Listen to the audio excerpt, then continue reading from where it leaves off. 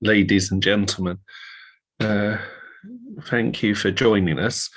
It's first time in a little over 6 months, I believe, since I've last done a hang on site. Didn't get the sound back in time, and that does not look good.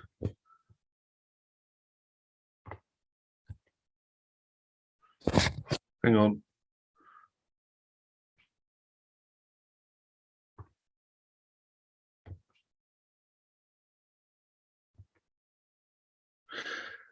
The picture is looking okay. On Zoom. I don't know why it's not looking good on here. So what I will do is I will cancel, or hang on. No, that doesn't seem to do anything. I really apologize for those watching on YouTube for the picture.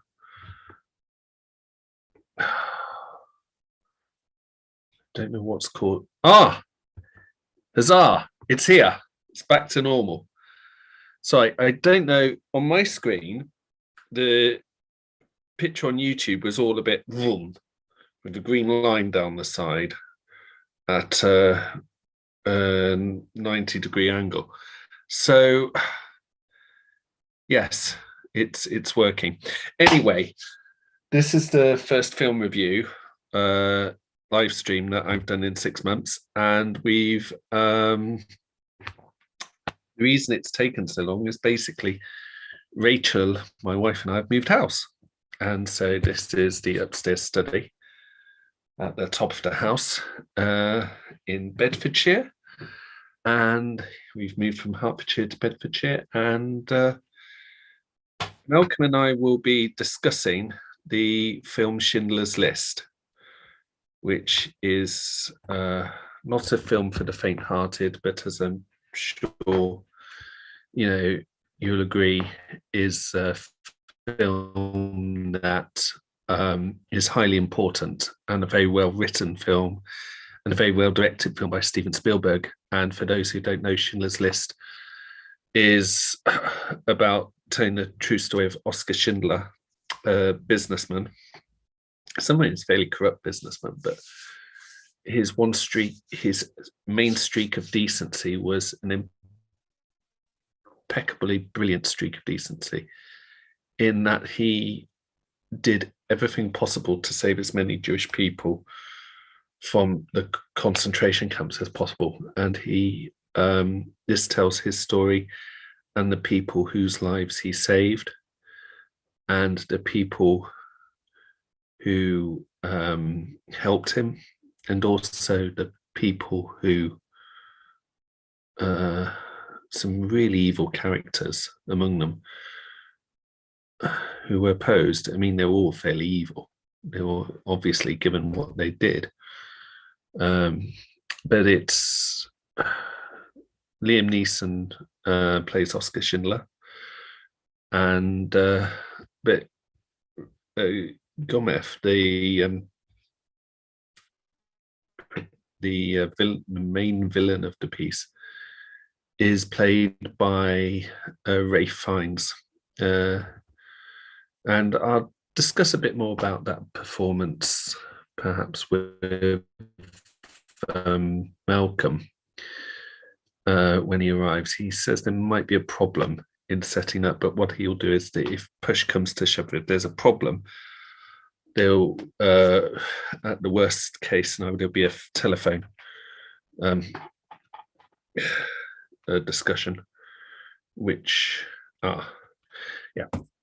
So we'll play it by ear, and we'll see how it goes. But yeah. So I think I've started this a bit too early, but we will see. And yes, all well and good. And for those of you who don't know, Malcolm and I have over the past 2 years done several film reviews, from several Bond movies to A Man for All Seasons, to Way, little known film with Martin Sheen. Is it Martin Sheen or Michael Sheen? I believe it's Martin Sheen, the West Wing guy. I get those two almost mixed up sometimes, which is not good. But yes, hopefully sort that out. And we've also discussed the Dimension of Man for All Seasons. And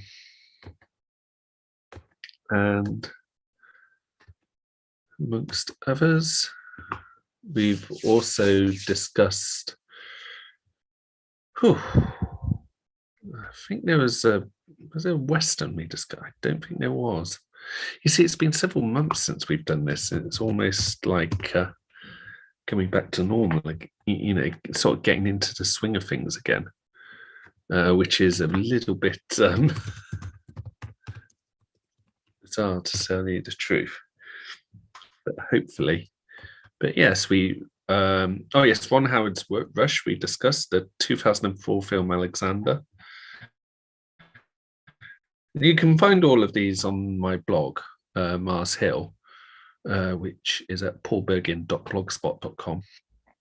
We've also discussed Bond films. We discussed Spy Who Loved Me, From Russia with Love, Spectre, the latest one, No Time to Die, and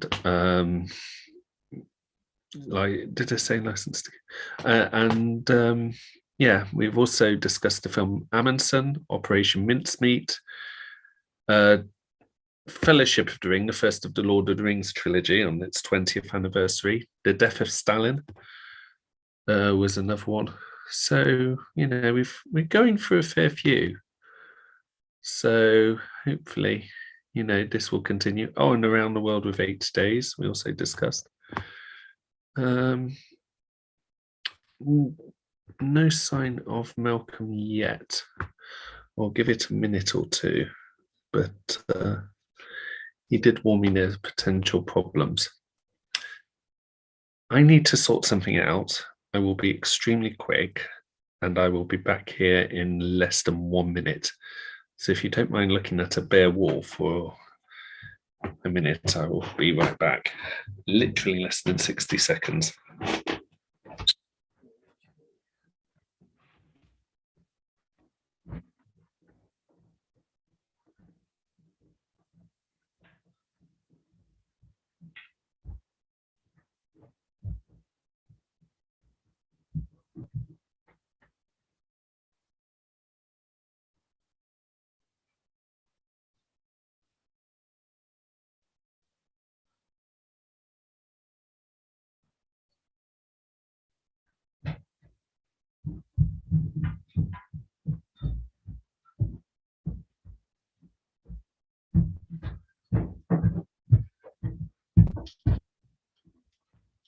"59 seconds, and Malcolm has just entered the waiting room, which is good."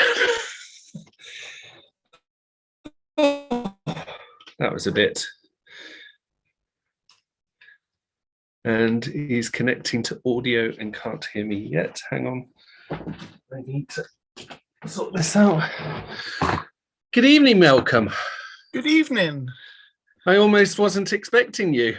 I was just getting myself together. The computer's okay, fine. Or the internet's okay at the moment. So yes. Yeah. I remembered your warning that things might go AWOL. So well, it's been okay this evening so far. So fingers crossed. Yes. And it's been a bit of an absence, partly due to, or mainly due to Rachel and I moving and having to deal with everything that goes along with it. So yeah. Things have now started to calm down after 6 months. So good. Yeah, so excellent. All good. Well, it's good to be back. Yes, it does. So how have you been lately? I had a cold last week, but I'm more or less over it now. It was a terrible terribly bad one. Little coffee. Yes. Had a nice outing last weekend to the weekend before last, I should say, to the Wigmore Hall to see a concert on a Sunday morning. It's quite rather good. Thoroughly recommend it to anyone who wants to do it. Yes. I heard a quartet play some Mozart. I'm envious. Yeah. Oh, it's lovely. Really lovely. It was a Christmas present, or my ticket was the Christmas present. Ah. So yeah, really enjoyed that. And then afterwards went to Wagamama's. My first trip to Wagamama's. You have not been to Wagamama's before? No, that was my first time. Oh my goodness, you have not lived. No, I mean that in the nicest possible way, but it's like I think Rachel and I, one of our first dates was at Wagamama's. Okay. Or part of one of the first. Yeah, no, it was the second date. And that's when Rachel and I looked at each other at one stage, and there was a sense of a mutual attraction, which for the first time scared me slightly. I think because subconsciously I knew she was the one. Yeah, right. Yeah. Okay. So, but it was, early on. I think it was. I'll have to ask her when I finish this. It's like our second date. It was at Wagamama's, wasn't it? But. Brilliant. I've never been to one before. That was my first time. So. Yes. And what did you think of Wagamama's? It was very nice. Some years ago, in the first decade of the 2000s, I worked in the Angel Islington, and we would occasionally, friends and I would go from the office to a noodle bar called Miso's, where we had many noodle and red wine fueled nights, and they were lovely. I would have happily have swapped places with you on those moments. I think an evening of noodles with red wine in central London strikes me as they were good days. We talked a lot of nonsense, and and it just increased as the red wine increased. They were happy days. Yes. Before life moved on. Yeah. So, but yeah, Wagamama's was a bit like that. I don't think Miso's around anymore. No, we don't. But there it is. Yeah. So a former girlfriend of mine was very into Miso stuff. Right. Yeah. But, how have you been? I've been well. Obviously, the move, lots of changes going on. Which I think, in some respects are still going on. So it's getting head around that and sorting that out. Everything seems to be slightly calming down now. That's good. Rachel is aiming for the Labour Party nomination for Northampton South. So that's no secret. That's on social media. So it's she, we'll see where we go with that. If she gets the hustings are in March, but and obviously the way things are, that if she does get it in the next general election, it will be very the way that everything seems at the moment. It's like we don't know what will happen. So who holds the seat at the moment? It's Conservative, whose name I've momentarily forgotten. It's a fairly large majority, but again, these are volatile times. The way these things are going. Well, I mean, here in Islington, we've got our own psychodrama. Yes, so you're Islington North then? I am, yeah. Wow. Yeah. Jacobs is my MP for now. Yes. It'd be very interesting to see after the next election. You'll have to stand as an independent. Yeah, I could see him winning it again as an independent, because he's well liked within Islington. All the Champagne socialists love him. So, but it'll be interesting to see how he does. So, on to other matters. Schindler's List. Yeah. Had you seen it before? Oh yes, I saw it in the cinema when it came out. Yeah. Ooh. But I hadn't watched it for a long time. I think possibly since the 90s, or certainly the early 2000s. I think we have the DVD somewhere. Yeah. Yeah, this was the first time in recent memory that I'd watched it. Yeah. How did you find watching it this time compared to previous times? I mean, it was still an absolute masterpiece. Yeah. I couldn't see anything wrong with it at all. Yeah. I watched it over 3 evenings, so I spread it out because it's quite long, just over 3 hours. It's just still incredibly powerful. And that's without reference to thinking about anti-Semitism in the world today on the rise. Just as a film, incredibly powerful. And if you add on to that what's going on in the world today, then it's just as relevant now as it was when it was made, if not more so. But as a film, sometimes films, after a few years, they do look a bit dated for whatever reason. But this absolutely didn't. It could have been made yesterday. I think it wouldn't look any different. I do think one of the great decisions Steven Spielberg made with the film was to, apart from one or two pertinent scenes at the beginning and at the end, it's in black and white. I think that visually, and I do think it adds to that sense of this is a film for the ages. Definitely. That does, It loses a little in terms of the visceral quality of the. You lose a little of the violence of the time by showing it in black and white, but what it loses there, it gains in that timeless quality that you mentioned. Absolutely. Except for the red coat, and I think the Schindler Jews at the end. Yes, at the end. 3 films, which we'll go into that a bit more later, and you'll see an explanation as to why when we discuss it a bit later. But that scene at the end, I think not the first time, but the second time I saw it, I had to get up and leave the room because I was literally about to burst into tears. And only 3 films have literally got made me just about cry. One was Awakenings with Robert De Niro and Robin Williams. That scene when you realise that the drugs to help these people with these sleep disorder illness, this kind of severe narcolepsy, was not working, and they'd have to go back to where they were.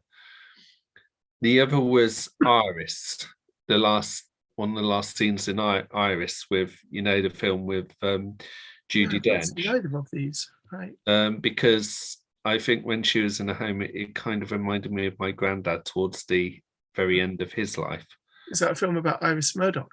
Iris Murdoch, yes. Right. Okay. So that person, and then there was this film. Yeah. And I'll explain why when we discuss it later on, but why that particular scene and at the very end. But that scene where they're laying stones, I got up and walked out because I was in my 20s and I didn't want the friend who was with me to see me burst into tears. And sure. it wouldn't bother me so much now, but when you're fairly young, it's I just said I've got to go, and I think my voice was starting to break when I was like so there was that at the end. Well, we'll come back to the end later, but it's the scene before then that really floored me. Yes, watching it yesterday. Yeah. Where he leaves the factory, and then he's talking about having not done enough just before he gets. I will discuss that a bit later, we'll come back as well, because that will come back to. I did find overall watching it this time, I did find it more harrowing than normal watching this. Amon Gometh's is total psychopathic behavior. Whilst I know the film well enough to know what to expect in just about every scene, this time it was more gut-wrenching than usual. Right. It's I think I don't. I think the thing that frightened me about Gomer, well, it doesn't frighten me. It surprised me. Is I detest that character, that person, just about more than anyone else, and I realised why I detested or why I felt severe. I didn't feel angry towards him, but I couldn't care. I detested what he did, and I detested all the violence. But what made me realise was that my contempt for him was such I couldn't care less whether someone went up and slowly tortured him to death or just shot him Right. or anything like that. It was almost like couldn't care about, and I never felt that kind of. I think that's worse than actively going about someone, because it was just like this casual, dismissive. I found I was as casually dismissive of him as he was to other people. Yeah. And that scared me, because that almost, but I think it kind of shows the contempt I felt for what he did as well. I I never felt that level of visceral anger towards Yeah. him. Funnily enough, I did read there's a book that I just finished reading the other day that Yeah. I feel incredibly angry, but that's another matter. Yeah. Um, Here, I know the film well enough to to remember Amon Gut Yeah. and what he got up to. I think, though, there was one scene that really, more than any other, drove it home, and that was the boy who gets something wrong, and Oh, he the pardons bathtub. him because of what Schindler said. But then when Schindler has said. Stern is walking back to the camp, he Goethe shot him, and just the Yeah, because he feels that. barbarism of Yeah. it really cut through in a way that all the other acts of barbarism didn't for some reason. But yeah, It was because he forgave him and then went back on it. yeah, perhaps that is it. But it was just the way he's also so horribly calm. Yeah, Like the bit in a factory, like I'm telling you, and he's moving like his life, literally, his life depends on it. Gets it right. It's like, well, you've got that right. So how come all this has taken so long? yeah, And he's totally calm. But you know what? Even the first time you see it, you know what's coming next. yeah. But it's it just hits home that sheer wanton violence, just what Schindler was having to deal with, and having to get as many people, not just out of his own Gomef's hands, but every other Nazi there was, and to try and save as many as possible. And Yeah. what I find incredible, time and again watching it, is his sheer audacity. Right from the beginning, yes, yes. It is amazing. Yeah, he is like. It is like when he goes up to some of the most senior people in town, it's like, courage over, and he's, there's something, there was something very fearless about Schindler. He he's he must have been very charismatic, Yes. and had great self-confidence to be able to pull it Mm. off, for sure. A great gift. Yes. Yeah, well, it's backed up by money, but it But he knows how yeah, to talk it. Like at one stage when there's something where he's nearly caught up, he managed to talk himself out mm, of tight situation, and with a degree of charm as well. And it's just, yes, you just do wonder about that. But all credit because of the lives that he did save. And yeah. yeah, the thing that is incredible about him also is he was a very flawed person in many ways as well.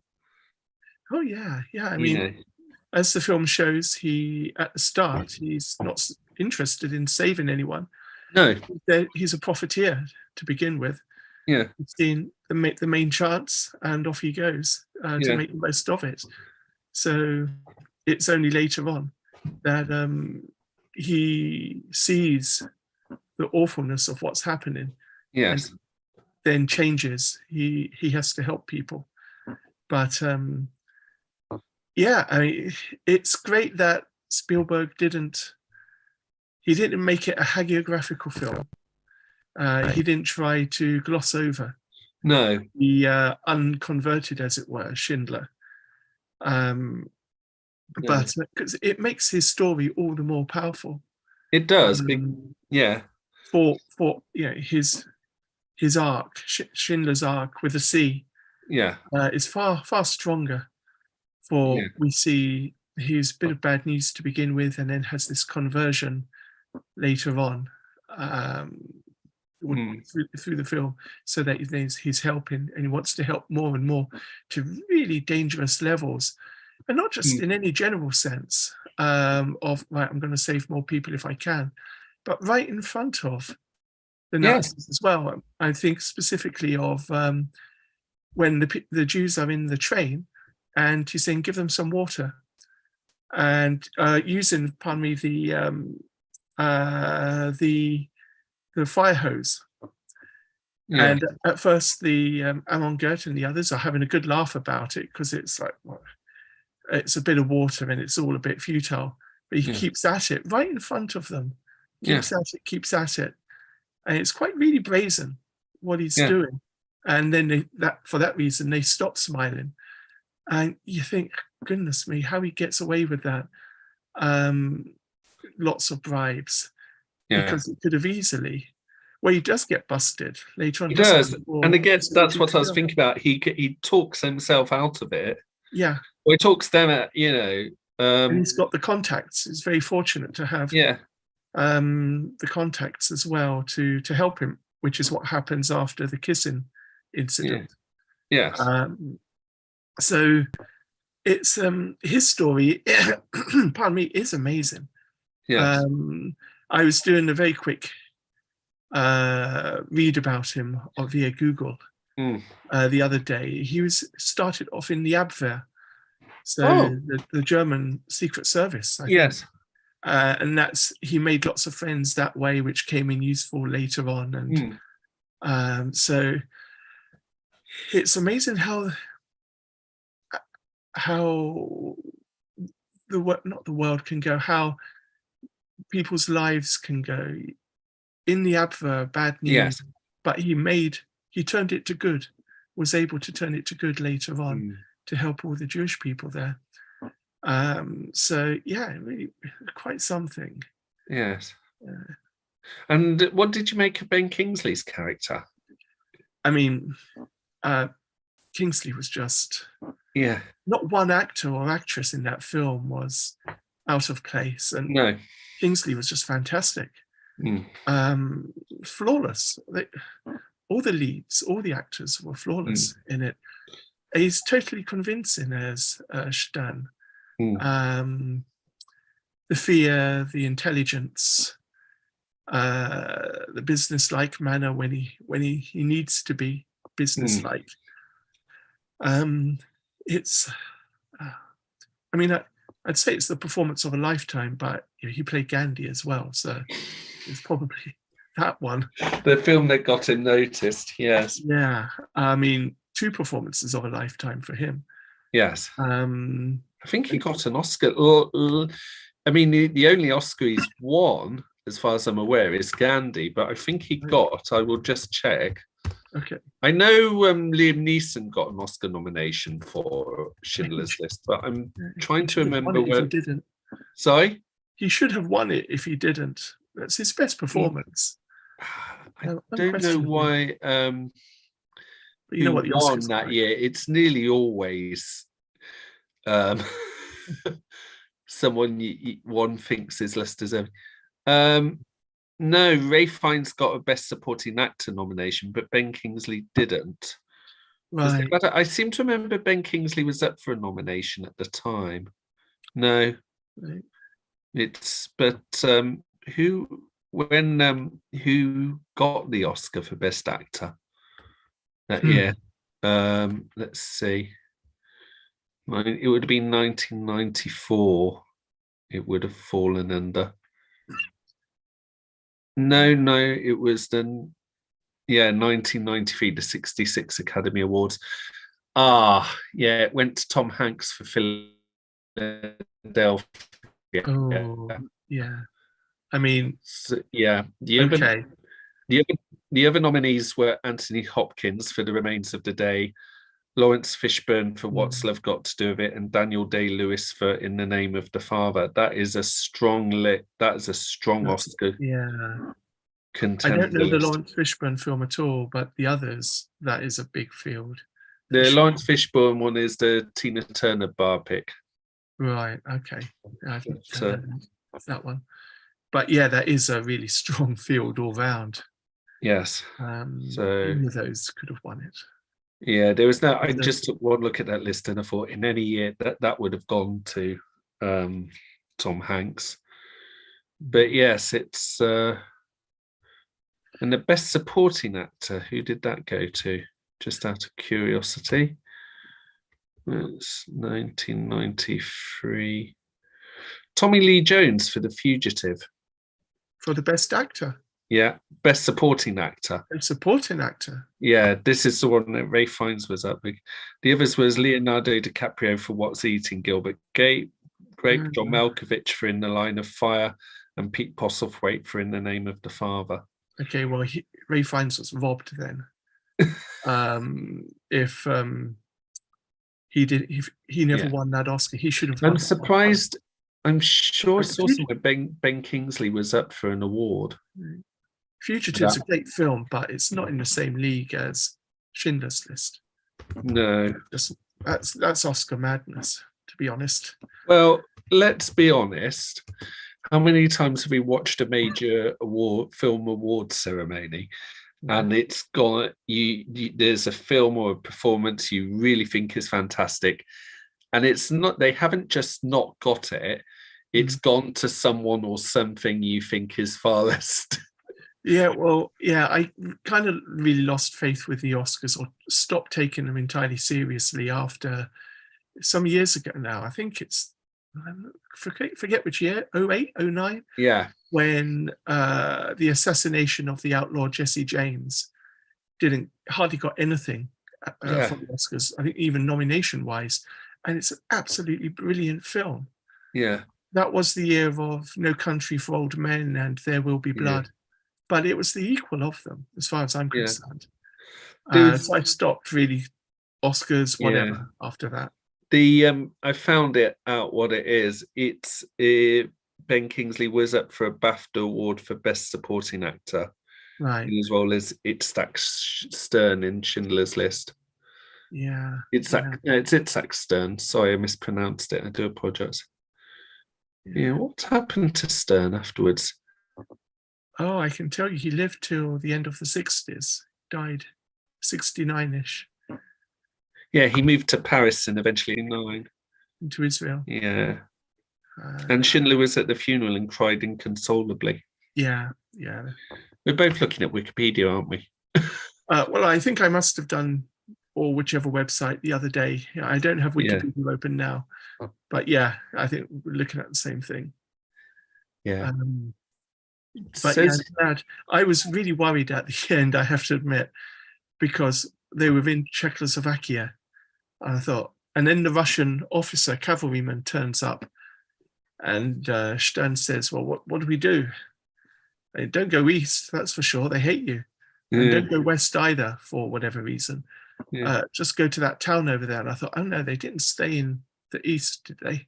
Because out of the frying pan into the communist fire. Yes. But fortunately, it looks like most of them, if not all of them, just carried on west. Yeah. And were able to live in the west or move to Israel later on. It's incredible.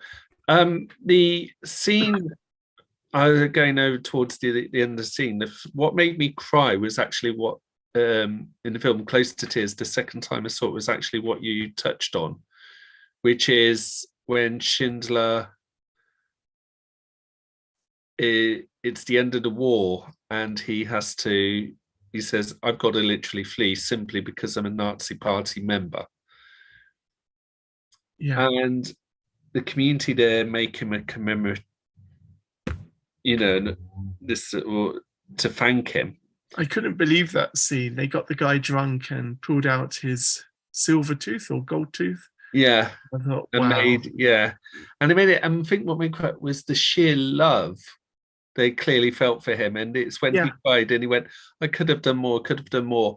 And what really got me was they were more than forgiving of him and yeah, of any faults, and they thought he's been. And then, of course, the bit when you see it in the present day with the real life survivors following the Jewish tradition of laying stones yeah, on his grave, and that was the bit where I was like, it really hit home how valued and how he still is highly yeah, valued and appreciated for what he did. I think given not just those whose lives he saved, but those who had children and grandchildren and great grandchildren, since the number of people who have lived or came into existence just because of what yeah. he did, I think is totally incalculable.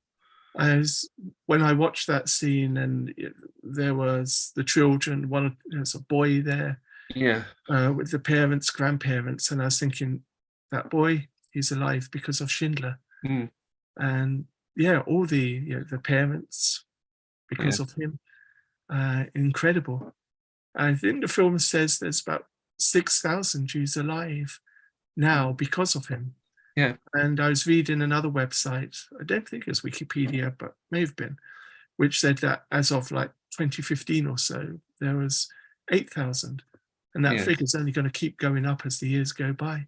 yeah, It's an amazing thing to think about. All these people that have the opportunity yeah. for life have had the opportunity to live because of what he did. Talk So about a legacy. indeed. So what we out of 10, with 10 being the highest and 1 being the lowest, how would you rate this film? I have to say a straight 10, unquestionably. Same here. I very rarely give anything, even my favorite films, a 10 out of 10. No, But this one, you always think there's got to be a flaw. I do yeah, remember when the film was, I was in the sixth form at school showing my age when the film was about to be made.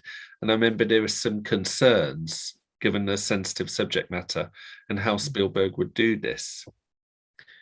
yeah, it's an Because of amazing also thinking. where he was filming as well. Yeah. Uh, I mean, you look at his films up to that point, you would not have pegged him as the man to make a Holocaust film. His films are kind of more lightweight up to that point, a bit more lightweight. but given But, his background, it would also. and also, I know, yeah, well, that's yeah, true as well. Yeah, yeah, yeah, but it is, yeah, it's.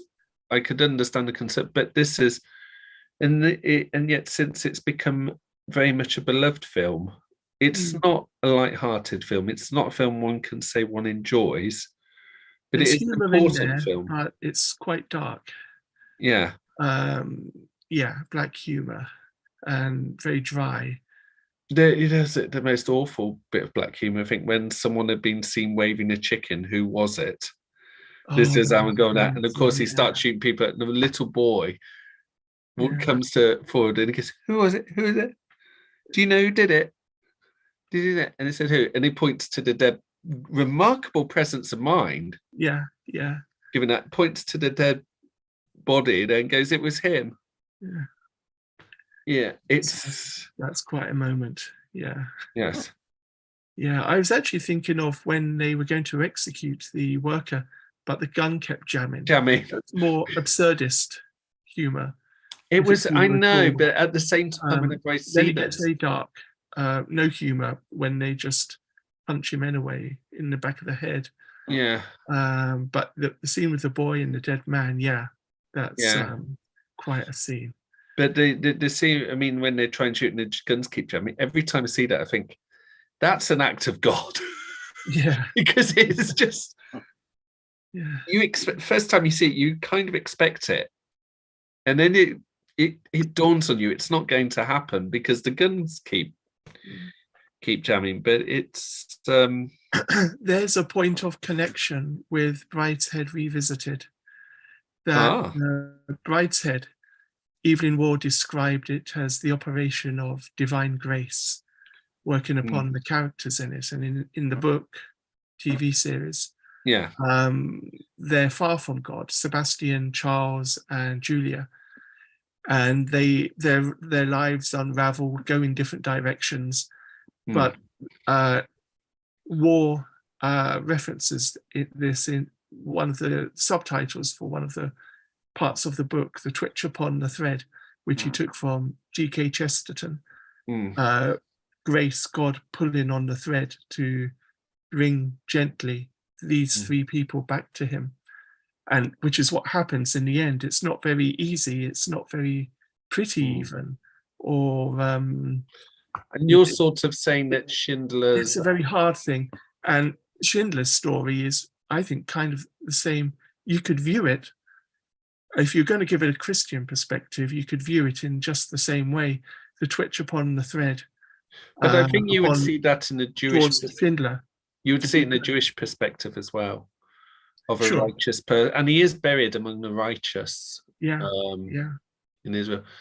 But yeah, you do. I think in both traditions, you see a person on a journey.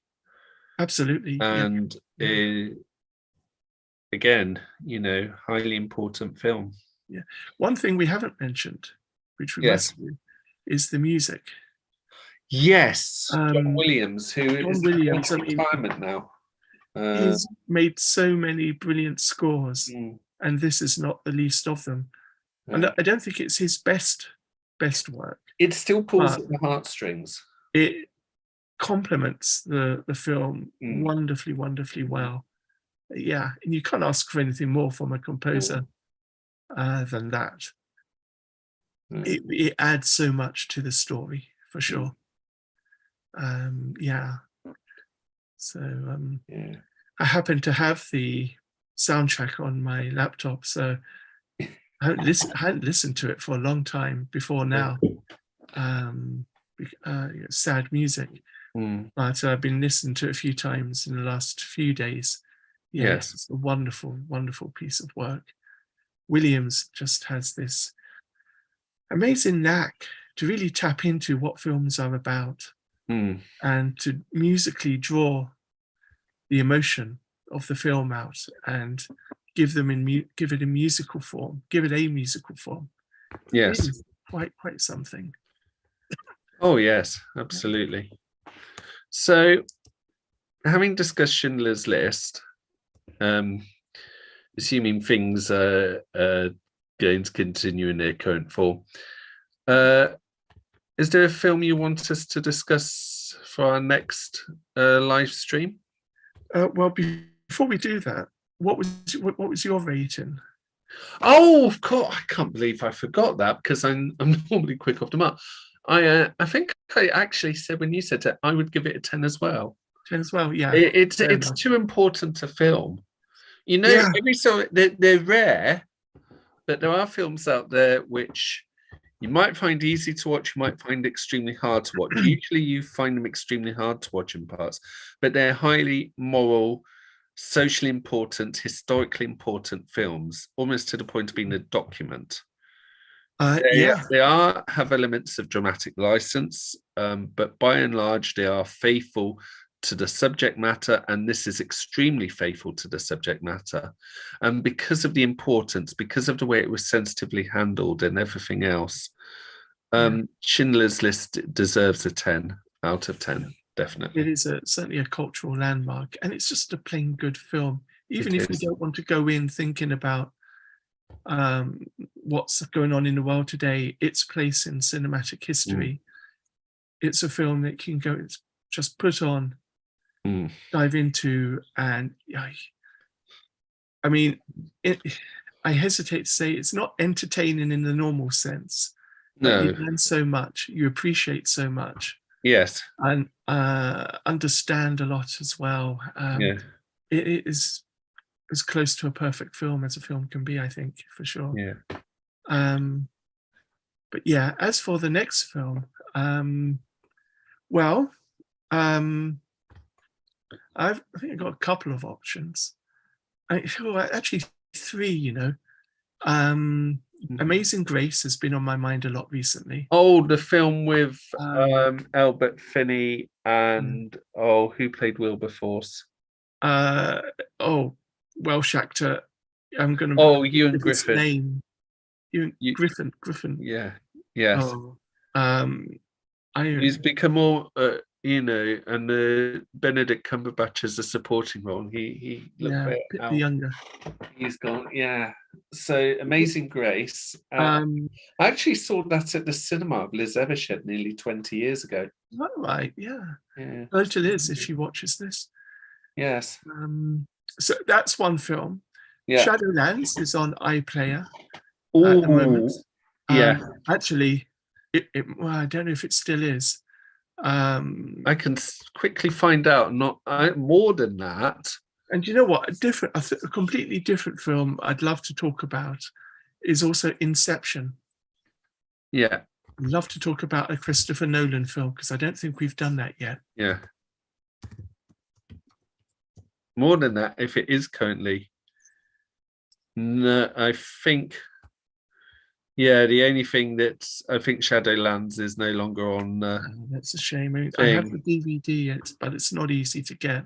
No, and I've seen the film more than once, obviously, but it would be better not to do it.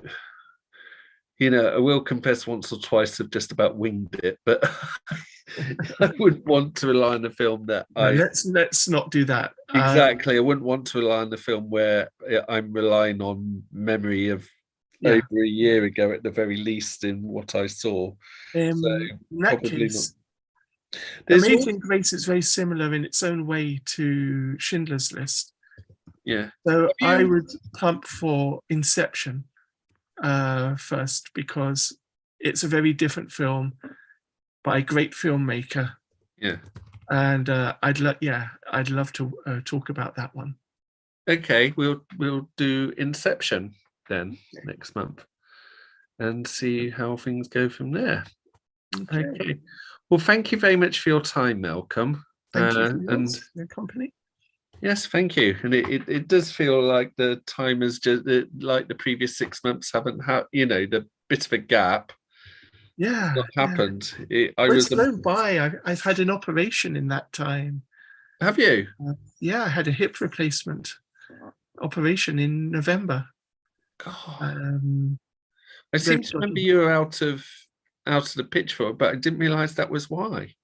Yeah, well, I was only in hospital overnight, but December was really the recovery month. You're a bit young to have a hip replacement. I am, but we've got a history of bad hips in my family. And I've done a lot of walking in my time, so it was no real surprise, to be honest. No. But the operation was a complete success. Is it plastic or? No, it's part titanium, part steel. So I'll be setting off the airport machines anytime I go to my next aeroplane flight, whenever that is. So it's. Do you have a certain medical card that says? I don't. No. I think I probably have a letter somewhere I could print off. Or ask my doctor for one, but I'll just show them the scar. I mean, they'd see it on the X-ray. Yeah, see it on the X-ray. How's your walking? How's your walking since? Are you still having to? It's fine now. I mean, it's all about gradually building your strength back up. Yeah. So after the operation, minimum amounts of walking, little bit of physio. I had 2 crutches. Then I progressed onto 1 crutch, and then I could hobble a bit, but I could still walk without aid at all. Yeah. And then walk for longer and longer. Yeah. Longest free walk I've done since the operation was an hour or an hour 20. But that was some weeks ago. I just haven't got round to doing any longer walks, which I expect I could do now. But I do a lot of exercise at home, and I'm now able to do more than I have been since I first got physiotherapy for pains in my thigh, which ultimately were caused, I think, by the by the hip.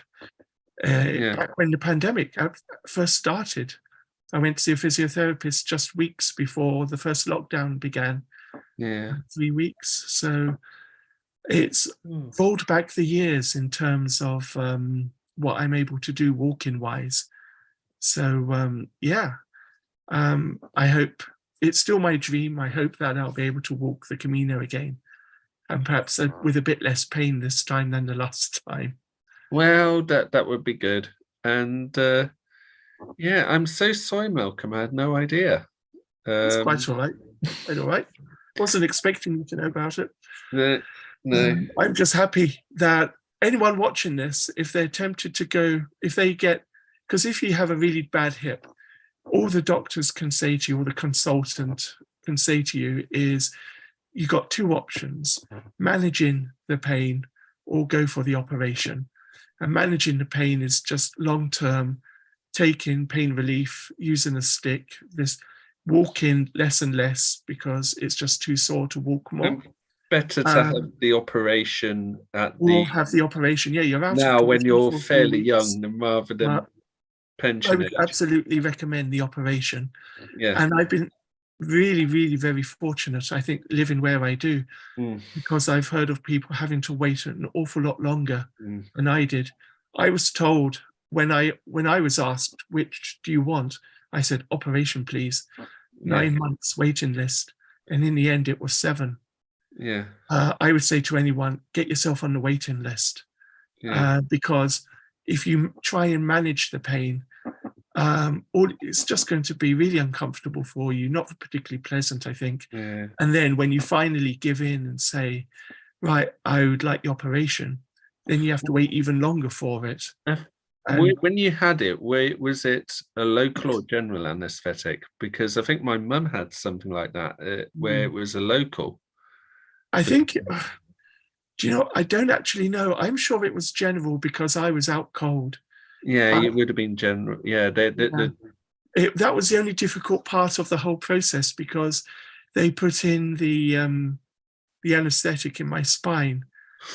So they were spending ages looking for the vein. It was like an epidural, like women have when they give birth. Do you think? So along those lines. So there's a lot of tapping about on my back and sticking a needle in. Oh no, not there. So on and so forth. Was that but painful? Then I was out cold until for 2 or 3 hours. So, oh yeah. I remember when I hit the one operation I had in the general. I'll close this shortly because we're going way off beam and we've more or less finished. Yeah. Sure. I had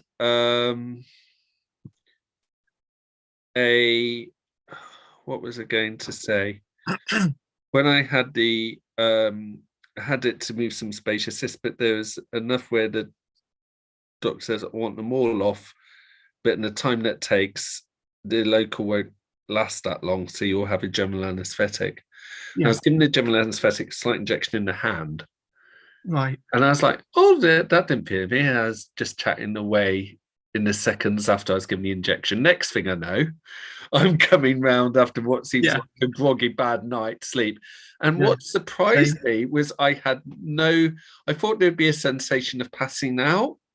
And there wasn't. There was just like 1 minute I'm like this, the next minute I'm like, yeah. And it would have been mid-sentence because I was chatting away like now, and I must have just mid-sentence gone. Yep, it was absolutely the same for me. I was feeling a bit tired and on my side and and out cold. Next thing I know, waking up groggily in the special room they have, post-operation room. Yeah. So, Oh well. That's a funny experience. It is. Anyway, we will bid you adieu, and I'll bid our viewers adieu, and we will arrange a time to discuss Inception. Brilliant. Well, look forward to it. See you later. Absolutely. God bless you. Bye-bye. Cheers. Bye. And thank you very much, everyone. And hope to